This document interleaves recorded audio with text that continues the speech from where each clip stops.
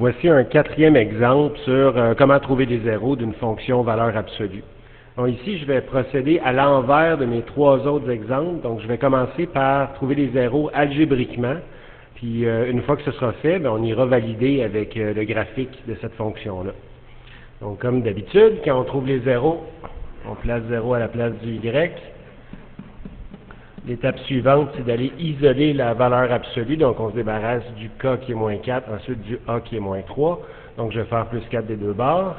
4 est égal à moins 3 fois la valeur absolue de x moins 5. Et ensuite, je divise par le paramètre A qui est moins 3.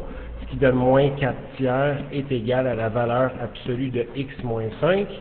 Puis là, on arrive à un certain problème. Une valeur absolue doit ramener toute valeur à sa valeur positive.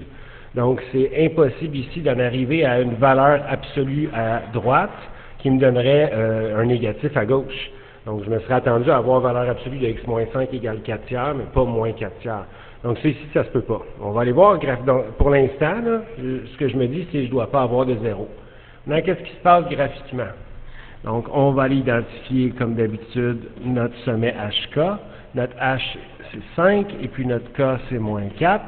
Je m'en viens positionner en 5 moins 4. Vous voyez ici, j'ai fait exprès de ne pas quadriller le graphique. Ce qu'on fait ici, c'est davantage un croquis qu'un graphique.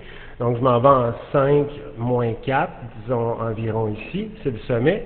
Et puis, quand je regarde le signe ici de mon paramètre A, je vois que c'est négatif, donc j'aurai une concavité vers le bas, ce qui fait qu'on aurait une valeur absolue qui serait orientée comme ça ici. Et là, clairement, on voit qu'on n'a pas de zéro. Donc, encore une fois, la démarche graphique consolide la démarche algébrique ou le contraire.